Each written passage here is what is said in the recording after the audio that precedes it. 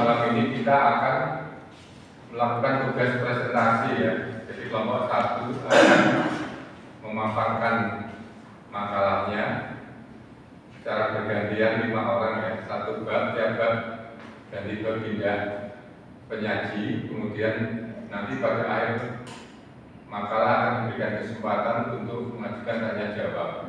Jadi mahasiswa yang akan bertanya nanti akan dijawab secara bersamaan oleh kelompok 1, kelompok penyaji. Untuk tema atau judul kita, kelompok 1 mengambil tema Pemilu dan Pilkada. Pemilu dan Pilkada ya. Baik, waktu dan kesempatan saya berikan ke ketua kelompok untuk membacakan makalahnya. Dipersilakan. Sebelumnya, Assalamualaikum warahmatullahi wabarakatuh. Selamat malam dan salam sejahtera untuk kita semuanya. Ya, izin perkenalkan, kami dari kelompok 1. Saya sendiri Sumayadi, kemudian ada di sebelah kanan saya ada Sariganda, kemudian ada Bunda kita di tengah-tengah ini ada Ibu Puspita Silalahi, kemudian ada Eva, dan paling ujung ya ini super ya dari tim kami ini Muhammad Nur Fadila. Mungkin untuk tugas ya kelompok 1 akan dipaparkan langsung oleh Bunda kita yang luar biasa ini, Puspita Silalahi. Silakan. Terima kasih kepada Pak Ketua Supardi. Kita mengambil judul Pemilu dan Pilkada serentak di Indonesia. Pendahuluan latar belakang. Pemilu adalah sarana kedaulatan rakyat untuk memilih anggota DPRD, DPD, Presiden dan Wakil Presiden.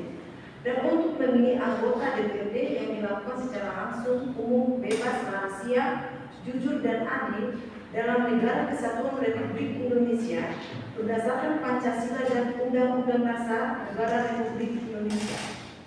Sedangkan pilkada pada dasarnya sama dengan pilpres. Keduanya diselenggarakan untuk memilih pemimpin secara langsung. Pilkada dilakukan untuk memilih kepala daerah. Kepala daerah disebut antara lain gubernur dan wakil gubernur, bupati dan wakil bupati, dan wali kota dan wakil wali kota. Pilkada dilakukan pada waktu tertentu. Pemilu dan pilkada di Indonesia dilaksanakan 5 tahun sekali. Jadi untuk menambah wawasan peserta didik, proses pemilu dan pilkada diajarkan sejak mereka duduk di bangku sekolah dasar. Walaupun mereka belum bisa memilih, setidaknya mereka sudah mengetahui dan memahami apa itu pemilu dan pilkada. Dan nanti setelah mereka sudah berusia 17 tahun, mereka sudah memiliki dasar pengetahuan sehingga mereka tinggal mempraktekkannya. Ada pun syarat-syarat agar bisa mengikuti pemilu dan pilkada ialah warga negara Indonesia, telah berusia 17 tahun ataupun sudah pernah menikah, sehat jasmani dan rohani, dan tidak sedang terkasus pidana. Dalam penyelenggaraan pemilu ada beberapa tahapan, yaitu pendaftaran pemilih, pendaftaran peserta pemilih, pemilu, penetapan peserta pemilu, kampanye peserta pemilu, serta pemungutan dan penghitungan suara. Untuk lebih jelasnya, di sini pemakalah akan membahas pengertian pemilu dan pilkada, sejarah pemilu dan pilkada di Indonesia, asas-asas pemilu dan pilkada, dan penyelenggara pemilu dan pilkada. Mungkin saya dilanjutkan. Langsung kita lanjut. Di bab 2 kita ada pembahasan. Yang pertama, pengertian pemilu dan pilkada. Pemilu adalah sarana kedaulatan rakyat untuk memilih anggota Dewan Perwakilan Rakyat, anggota Dewan Perwakilan Daerah, dan Wakil Presiden, dan untuk memilih anggota Dewan Perwakilan Rakyat Daerah yang dilakukan secara langsung, umum, bebas, rahasia, jujur, dan adil dalam Negara Kesatuan Republik Indonesia berdasarkan Pancasila dan Undang-Undang Dasar Negara Republik Indonesia. Pemilu adalah pemilihan orang-orang untuk mengisi jabatan tertentu. Untuk itu, pemilihan umum sangat penting karena dalam pemilu terjadi pelaksanaan kedaulatan rakyat. Sejarah pemilu dan pilkada di Indonesia. Pada pemilu 1955, di mana masa ini adalah masa parlemen. Pemilu di Indonesia pertama kali pada tahun 1955. Pemilu pertama yang diselenggarakan bangsa Indonesia yang baru berusia 10 tahun. Pada pemilu ini dilaksanakan pada masa demokrasi parlementer pada kabinet Burhanuddin Harahap. Pemungutan suara dilakukan 2 kali, yaitu untuk memilih anggota DPR dan untuk memilih anggota konstituen pada tanggal 15 Desember 1955. Kemudian pemilu kedua pada tahun 1971 sampai 1997, di mana masa ini adalah masa Orde Baru. Pemilu pada tahun 1971 merupakan pemilu yang diselenggarakan bangsa Indonesia. Pemilu yang dilaksanakan pada tanggal 5 Juli 1971 untuk memilih anggota DPR. Kemudian ada pemilu pada tahun 1977, di mana pemilu kedua pada masa Orde Baru yang diselenggarakan pada tanggal 2 Mei 1977. Kemudian pemilu 1999 sampai 2009, di mana masa ini adalah masa Orde Reformasi. Pemilu ini merupakan pemilu pertama pada masa reformasi. Pemungutan dilaksanakan pada tanggal 7 Juni 1999 secara serentak di seluruh Indonesia.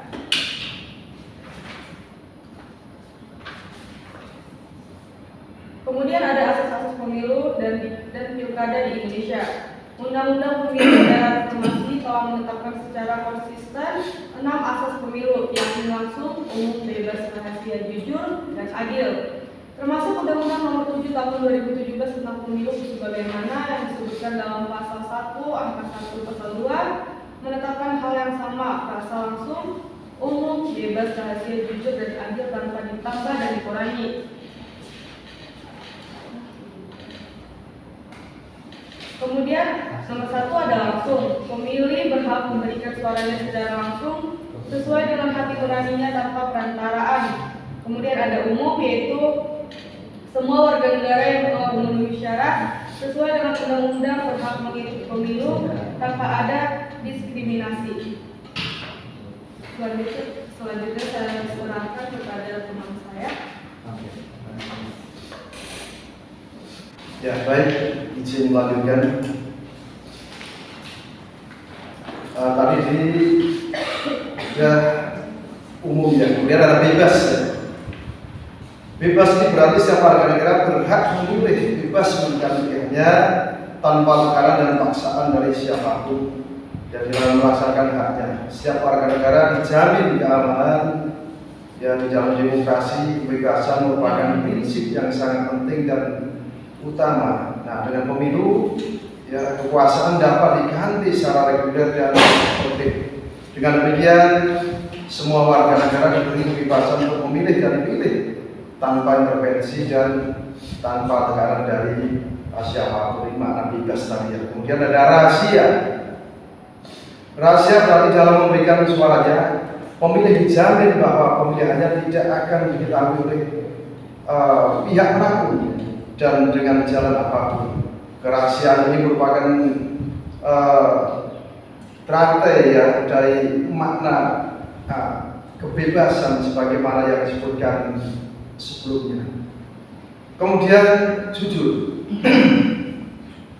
Jujur berarti dalam penyelenggaraan pemilu umum, penyelenggaraan atau pelaksanaan pemerintah dan partai politik serta pemilu, pengawas dan pemantau pemilu termasuk pemilih serta semua pihak yang terlibat secara tidak langsung harus bersikap dan bertindak jujur sesuai dengan peraturan perundangan yang berlaku. Dan di sini juga ada prinsip adil ya. Adil berarti dalam penyelenggaraan pemilu setiap pemilih dan partai politik serta pemilu mendapat perlakuan yang sama serta bebas dari kecurangan pihak manapun. Adil memiliki dua makna. yakni adil sebagai sikap moral dan adil karena perintah hukum. Nah, oleh karena itu, pemilu memerlukan sikap fair dari semua pihak, baik dari masyarakat, pemilih, partai politik, maupun penyelenggara pemilu. Sikap adil ini dilakukan agar tetap menjaga kualitas pemilu yang adil dan tidak berpihak kepada kepentingan individu dan kelompok tertentu. Kemudian ada penyelenggaraan pemilu dan pilkada di Indonesia. Tujuan diselenggarakannya pemilu dan pilkada adalah sama-sama untuk mewujudkan demokrasi. Namun demikian ada beberapa perbedaan antara pemilu dan pilkada. Pemilu ditujukan untuk memilih wakil rakyat di tingkat pusat dan daerah, adapun pilkada ditujukan untuk memilih kepala daerah. Pemilu dilaksanakan secara serentak di seluruh wilayah Indonesia. Dan adapun pilkada dilaksanakan hanya dalam lingkup wilayah pemerintahan daerah tertentu saja. Proses pelaksanaan pemilu dan pilkada makanya berbeda. Dan berikut akan dijelaskan proses dan pelaksanaan penyelenggara pemilu dan pilkada. Silakan, ini mungkin kawan kami Eva dan. Oke, di sini ada perbedaan pemilu dan pilkada, yaitu yang satu, penyelenggaraan pemilu di Indonesia. Pemilu diselenggarakan oleh Komisi Pemilihan Umum atau KPU. KPU ada yang berkedudukan di pusat, ada yang di daerah. KPU pusat bertugas mengurus pelaksanaan pemilu di tingkat nasional. Adapun KPU di tingkat daerah bertugas menyelenggarakan pemilihan tingkat daerah atau disebut pilkada.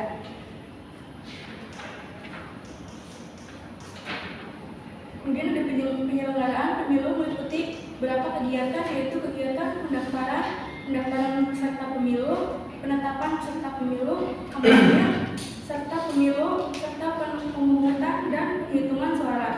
Yang pertama adalah pendaftaran pemilihan. Pendaftaran pemilihan dilakukan oleh petugas khusus. Petugas tersebut mendaftar pemilih dengan mendatangi kediaman calon pemilih. Warga yang berhak memilih harus memenuhi beberapa persyaratan berikut agar dapat menjadi pemilih dalam pemilu. Yang pertama, pemilih adalah seluruh warga Indonesia. Kemudian pemilih telah berusia minimal 17 tahun ke atas, kemudian sehat jasmani dan rohani, kemudian tidak sedang dicabut haknya karena kasus pidana dan berdasarkan keputusan pengadilan. Kemudian yang B ada pendaftaran peserta pemilu. Pendaftaran juga dilakukan kepada para peserta pemilu. Peserta pemilu adalah pihak yang akan dipilih oleh rakyat. Peserta pemilu terdiri dari atas, politik, dan perseorangan. Partai yang dapat menjadi peserta harus memenuhi persyaratan tertentu. Kemudian persyaratan pemilu berikut. Yang pertama ada keberadaannya diakui pemerintah sesuai Undang-Undang Nomor 31 Tahun 2002 tentang partai politik. Yang kedua, memiliki pengurus lengkap sekurang-kurangnya 2/3 dari seluruh jumlah provinsi. Kemudian yang ketiga, memiliki pengurus lengkap sekurang-kurangnya 2/3 dari seluruh jumlah kabupaten di tiap provinsi. Kemudian yang keempat, memiliki anggota sekurang-kurangnya 1.000 orang atau sekurang-kurangnya 1/1000 dari jumlah penduduk di setiap pengurus partai. Kemudian yang kelima, ada pengurus partai politik harus memiliki kantor tetap. Yang keenam, mengajukan nama dan tanda gambar partai politik ke KPU. Kemudian yang C ada penetapan peserta pemilu. Penetapan nomor urut kepada politik peserta pemilu dilakukan melalui undian oleh KPU dan dihadiri oleh keseluruhan partai politik peserta pemilu. Kemudian ada kampanye. Sebelum dilakukan pemungutan suara, partai politik peserta pemilu diberikan kesempatan untuk berkampanye. Kemudian yang E, pemungutan dan perhitungan suara. Hari, tanggal, dan waktu pemungutan suara ditetapkan oleh KPU. Kemudian yang nomor 2 akan dilanjutkan dengan gelar.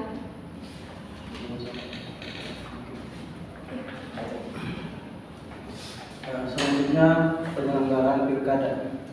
Pihak yang menyelenggarakan pilkada adalah KPUD provinsi dengan bantuan KPUD kabupaten atau kota. Tujuan dilaksanakan pilkada adalah untuk memilih kepala daerah. Pemilihan kepala daerah dan wakilnya diatur melalui Pemerintahan Nomor 6 Tahun 2005 tentang pemilihan, pengesahan, pengangkatan dan pemberhentian kepala daerah dan wakil kepala daerah. Kegiatan yang dilaksanakan dalam pilkada hampir sama dengan pemilu, perbedaan utamanya hanya terletak pada tingkatnya saja. Berikut beberapa kegiatan dalam penyelenggaraan pilkada. Yang pertama, pembentukan panitia pemilihan kecamatan atau PPK. Yang kedua, pendaftaran dan penetapan pemilih. Yang ketiga, pendaftaran dan penetapan pasangan calon. Yang keempat, kampanye dan selanjutnya pelaksanaan pemilihan. Selanjutnya bab 3 atau penutup. Jadi kesimpulan. Mungkin untuk bab 3 atau penutup akan disampaikan oleh Ibu Puspita sekarang. Kesimpulan, pemilu adalah pemilihan orang-orang untuk mengisi jabatan tertentu. Untuk itu, pemilihan umum sangat penting karena dalam pemilu terjadi pelaksanaan kedaulatan rakyat. Pilkada dilakukan untuk memilih kepala daerah. Pilkada pada dasarnya sama dengan pilpres. Keduanya diselenggarakan untuk memilih pemimpin secara langsung. Ada 6 asas pemilu di Indonesia, yakni langsung, umum, bebas, rahasia, jujur, dan adil. Tujuan diselenggarakannya pemilu dan pilkada adalah sama-sama untuk mewujudkan demokrasi. Pemilu dilaksanakan serentak di seluruh wilayah Indonesia. Adapun pilkada dilaksanakan hanya dalam lingkup wilayah pemerintah daerah tertentu saja. Saran dari kita semuanya.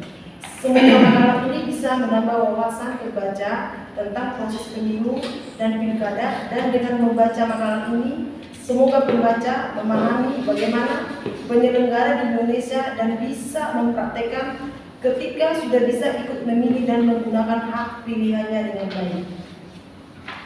Terima kasih.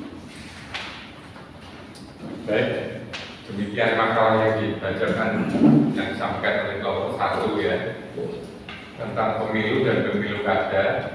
Kemudian untuk sesi berikutnya kepada mahasiswa yang akan menanggapi atau mengajukan pertanyaan, silakan mengajukan ya, satu orang satu pertanyaan saja, akan ditanggapi oleh kelompok 1 secara bergantian. Silakan dari Mas. Baik, saya ingin menanyakan tentang KPU. Yang tadi dijelaskan itu kan tentang KPU itu penting ya bagi di Indonesia, itu penting karena di Indonesia sendiri di sini menggunakan sistem demokrasi. Cuman ada beberapa kendala, mungkin tidak semuanya warga Indonesia itu bisa memilih gitu, karena ada beberapa kendala. Nah, kendala-kendala sebelumnya itu sudah diterapkan di kendala-kendala di tahun-tahun kemarin. Cuman nyatanya pas hasil realnya itu tidak. Kendala yang tahun-tahun sebelumnya, orang yang dari misalnya dari luar kota itu tidak boleh mencoblos di daerah kota yang tinggal sekarang ya, gitu. Nah, terus ada perubahan. Kalau seandainya punya KTP elektrik, itu bisa dicoblos di daerahnya masing-masing, walaupun dia tidak pindah ke kota tempat KTP asalnya, gitu. Nah, dan juga kemarin banyak kendala yang dari teman-teman saya juga yang pada kerja di sini, itu banyak yang pada tidak memilih karena pada golput. Nah, kenapa dia tidak memilih? Dia udah berusaha maksimal mungkin ke KPPS. Nah, itu kendalanya karena dia KTP-nya di luar dari kota itu.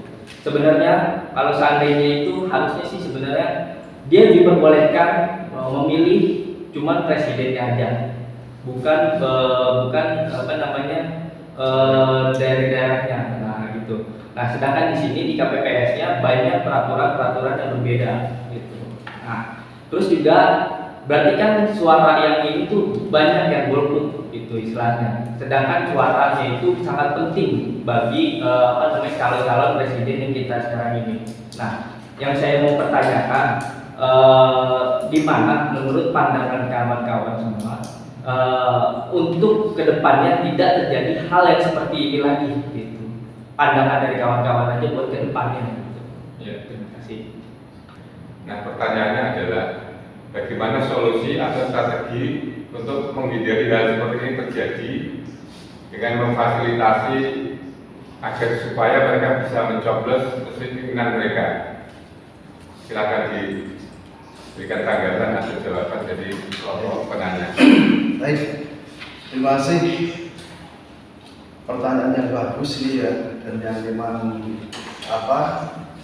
sudah kita alami di masyarakat terkait pertanyaan dari Mas Budi tadi ya. Saya akan juga jawab menurut pandangan saya ya, Mas Budi ya. Yang kita bahas ini dalam konteks pemilu dan pemilu kada. Ini kalau pertanyaan Mas Budi tadi, saya tangkap ini arahnya ke pileg juga, Pak Hussein ya. Jadi oke, saya jawab saja. Memang dalam kenyataannya kemarin ya pas pemilu serentak di mana di situ ya diselenggarakan pemilihan ya legislatif yang memilih calon legislatif dan presiden maupun wakil presiden. Benar sama Mas Budi.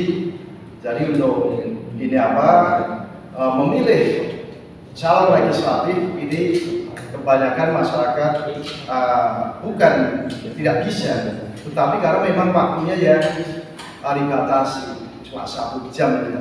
Itu kalau itu memang KTP-nya itu tidak KTP di mana masyarakat calon pemilih itu berdomisili atau tinggal. Nah, mungkin ya, bukan mungkin ya. Jadi harusnya kita sebagai masyarakat yang baik juga kita harus proaktif ya. Artinya ketika kita tinggal di suatu wilayah di luar domisili kita, harusnya kita juga melapor ya ke pemangku wilayah, baik itu RT maupun RW supaya didata ya, supaya ada data kependudukan. Jadi nanti ketika ada sensus Pak Hussein ya, ini bisa dimasukkan ke dalam daftar pemilih tetap tambahan. Ya, betul ya. Karena apa? Sesuai dengan alamat KTP kita yang masih di luar wilayah di mana kita tempat tinggal saat ini. Gitu. Itu sebaiknya seperti itu. Jadi untuk teman-teman sebaiknya ya kita harus juga proaktif ya, sebagai kita ini nanti pelopor ya di bidang hukum Pak Hussein ya, di masyarakat kita juga harus memberikan contoh yang baik. Jadi ketika kita pindah domisili, kita harus segera melapor ke RT RW setempat supaya data kita nanti juga ada di wilayah itu. Dan ketika nanti ada pemilu maupun pemilu kada, data kita sudah ada. Demikian mungkin jawaban dari saya. Terima kasih. Assalamualaikum warahmatullahi wabarakatuh. Ada tambahan mungkin penanya yang lain silakan. Tanggapi dulu boleh nggak Pak? Boleh ditanggapi silakan. Untuk menanggapannya sini ya Pak ya.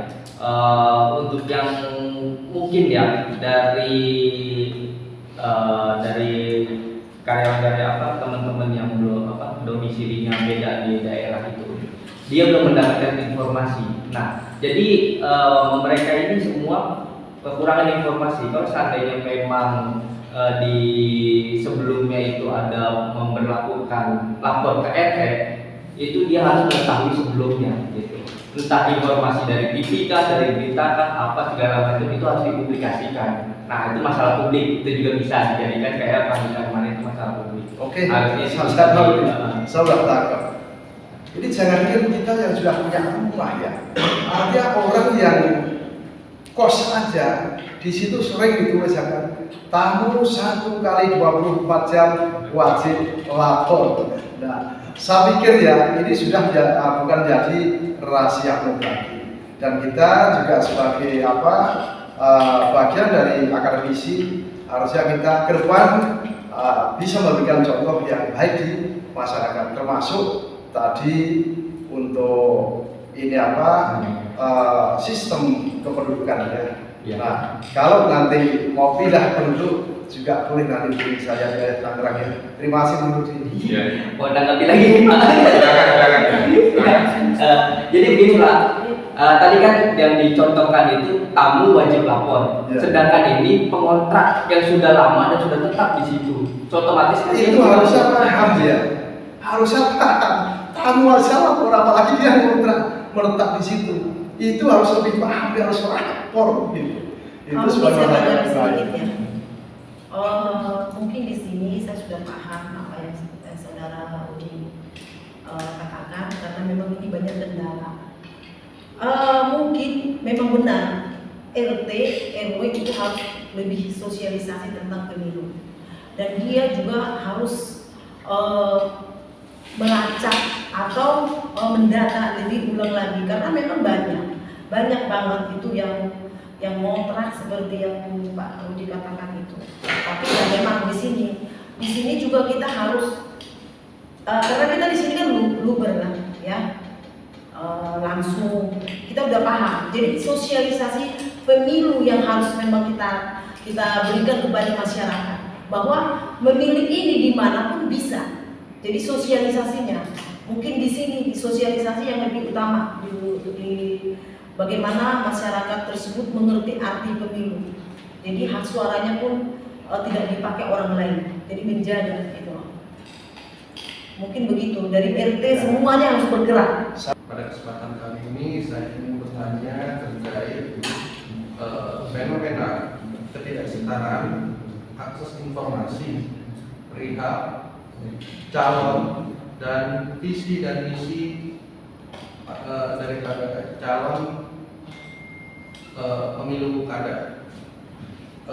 Tentunya di Indonesia ini banyak masyarakat yang berada di bawah garis kemiskinan. Dengan keterbatasan hal itu, tentunya sangat sulit bagi mereka untuk mendapatkan informasi atau mengenal sosok-sosok calon-calon pemimpin yang akan mereka pilih. Tentunya hal ini sangat bertentangan dengan prinsip atau dasar-dasar dari demokrasi kita. Lalu dalam contohnya pada saat pemilu kemarin, karena saya pikir karena banyaknya masyarakat yang tidak mengenal sosok-sosok daripada calon-calon pemimpin kita, jadi mereka malah memilih sosok yang mereka kenal. Contohnya dari kalangan selebritis ataupun dari pelawak seperti itu. Saya sedikit mengutip daripada hadis Nabi, jika suatu urusan atau perkara diserahkan kepada bukan ahlinya, tentunya maka akan tunggulah anjurannya. Pertanyaan saya, bagaimana tanggapan rekan-rekan terkait fenomena tersebut? Demikian Pak. Terima kasih. Karena minimnya atau kurangnya sosialisasi atau informasi mengenai jati diri si caleg calon legislatif dan minimnya program-program kerja yang ditawarkan, maka ada pengalihan semangat ya, pengalihan isu dari calon pencoblos ini menjadi memilih pada tokoh calon yang lebih dikenal ya. Akan tetapi ternyata calon itu adalah dari unsur yang bukan punya basic ilmu politik ya, atau profesi politik. Misalnya dari kalangan artis atau bahkan dari pelawak. Nah, di sini ada keraguan ya dari calon pemilih itu, karena mereka sadar itu bukan orang yang tepat ya, bukan the right man or the right place ya. Nah, menghadapi kondisi seperti ini, itu konsep atau strategi bagaimana yang perlu ditampilkan ya oleh caleg-caleg ini, sehingga si calon pemilih ini menjadi paham dan mengetahui secara detail kualitas dan jati diri dari calon legislatif ini. Itu pertanyaannya Mas ya. Silakan ditanggapi kelompok 1. Saya akan coba menanggapi pertanyaan dari Mas Malik tadi, Pak Dosen ya, terkait tadi calon legislatif ya. Jadi memang menarik ya.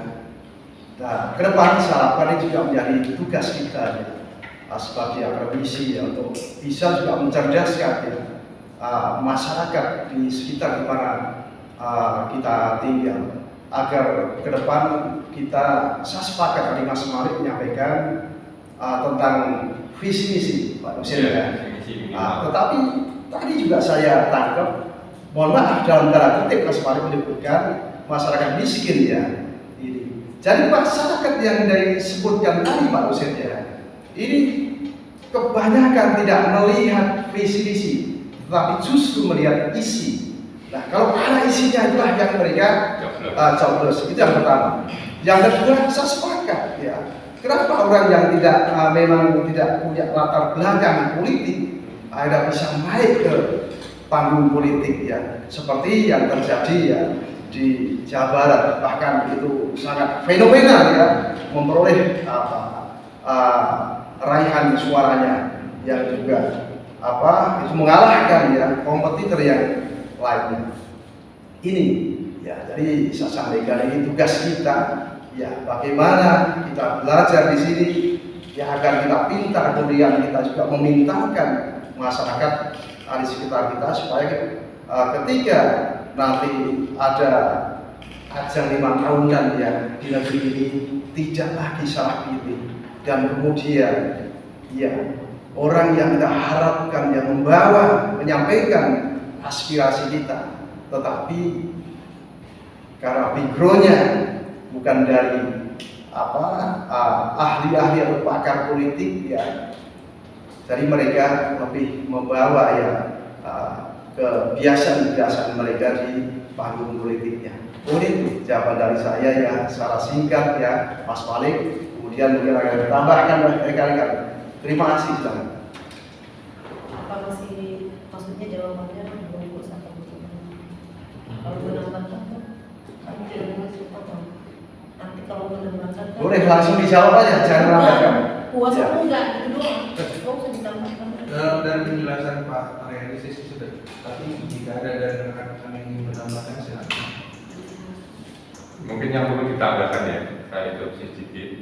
Tadi pertanyaan adalah bagaimana solusi atau strategi agar informasi jati diri dan visi misi calon itu bisa tersampaikan ke calon pemilih. Nah, itu apa yang harus ditempuh oleh si calon ini ya, agar calon pemilih itu menjadi paham ya, sehingga tidak salah pilih ke profesi yang bukan orang politik itu. Oke, saya menambahkan. Solusinya bagaimana? Saya menambahkan sedikit ya solusi mungkin ya. Seorang legislatif atau caleg itu sudah mungkin door to door ya, mereka sudah berpolitik dan mereka sudah mengerti politik, tetapi lagi kita lihat di bawah, pergolakan di bawah, bahwa masyarakat itu masih ada lebih percaya kepada siapa.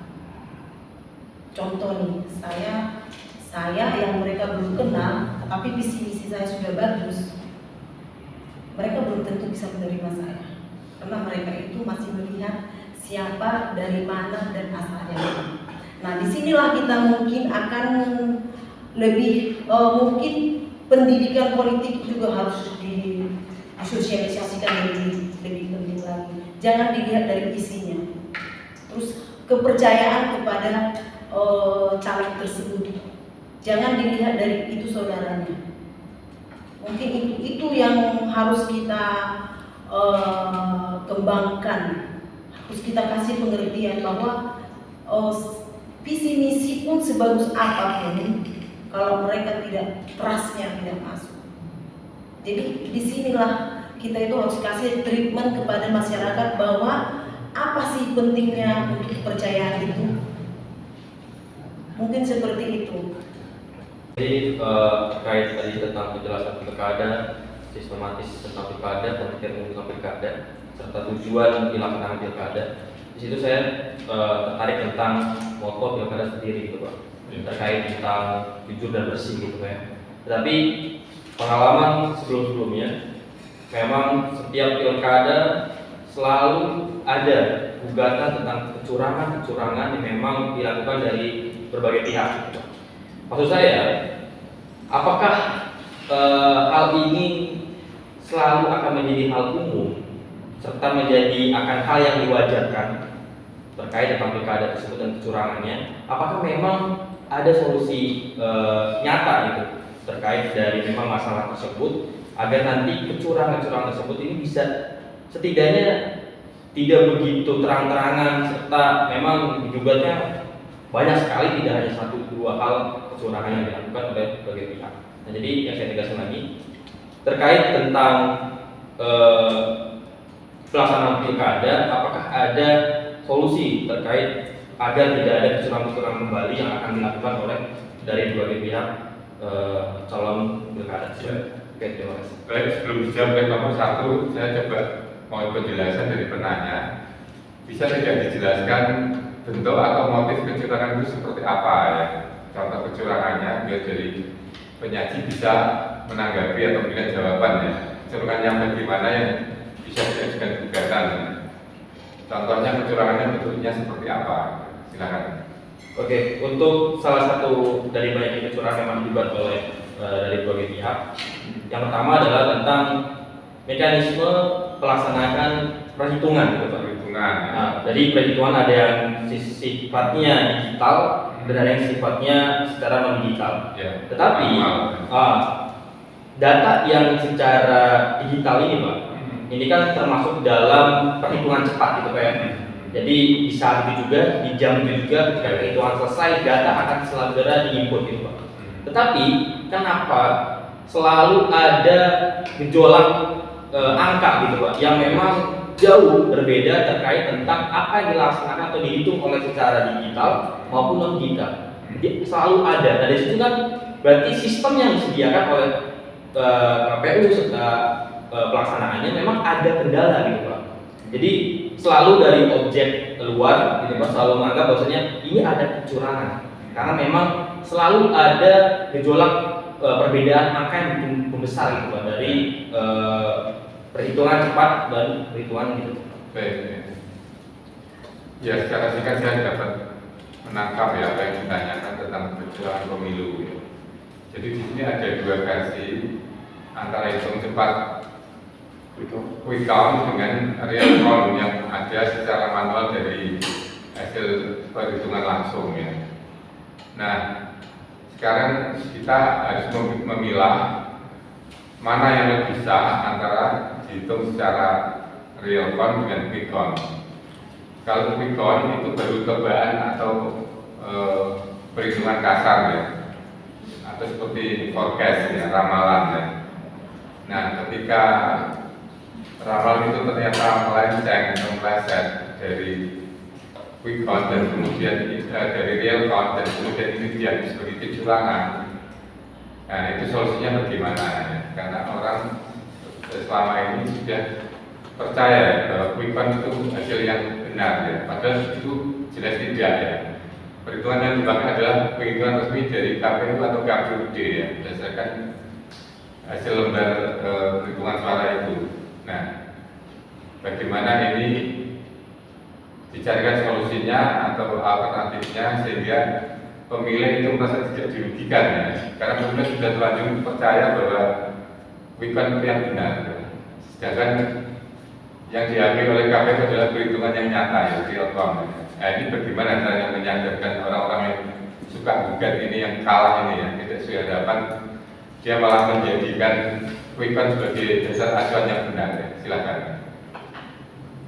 Oke, saya tanggapinya tentang quick count dan manual ya.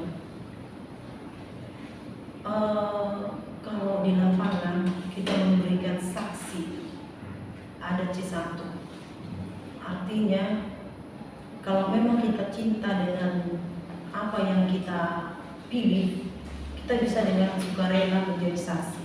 Saksi ini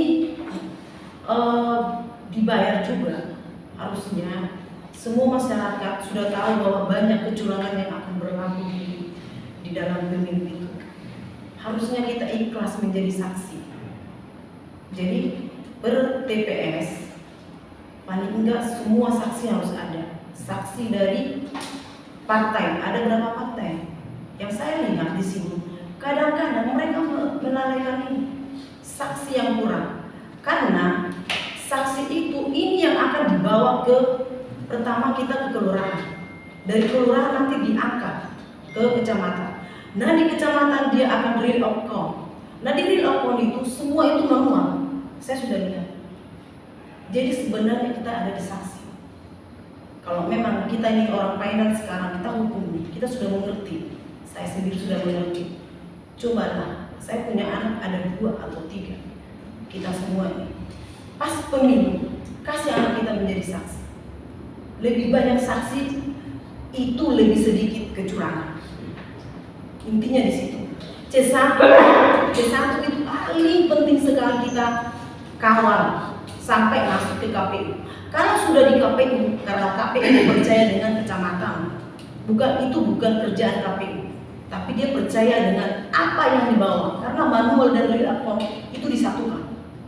Makanya kenapa real account itu bisa berubah-ubah? Karena mereka masih mengerjakan dari kelurahan dikerjain. Kadang-kadang kelurahan dia ngantuk dong, salah input, bisa karena dia manusia. Tapi kalau di kecamatan itu nanti semua saksi didatangkan. Kalau semua didatangkan, kalau nggak ada saksi, mereka bisa bermain. Jadi di sini saksi. Saya 4 hari saya saksi, saya juga nggak kuat jadi saksi. Makanya di sini kita sebagai mahasiswa finance yang kita sudah mengerti bahwa kecurangan itu lebih banyak. Menurut kita, karena ini menurut kita ya.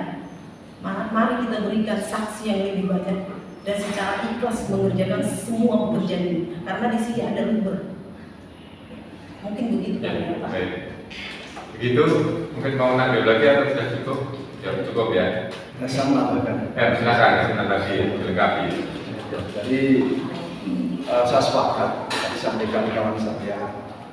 Jadi untuk mengurangi ya angka kecurangan tadi memang dibutuhkan saksi, tetapi bukan banyaknya saksi ya. Karena saksi yang ditugaskan di TPS itu sudah ada surat mandat. Ya, di sini harus ada pendidikan saksi. Jadi tidak sembarang saksi, dari saksi dia harus punya satu keberanian ya untuk menyampaikan kebenaran. Nah, dari ketika saksi dari partai politik maupun dari calon legislatif ya kan yang sudah membawa surat mandat itu berhak nanti ya meminta C1 ke ketua KPPS Pak Hussein. Nah dari C1 inilah yang kita jadikan dasar nanti ya untuk kita melakukan banding ketika ada kecurangan ya. Saya pikir itu relevan itu yang memang dasarnya dari tadi C1. Mungkin itu. Jadi saya cuma menegaskan aja, Mas.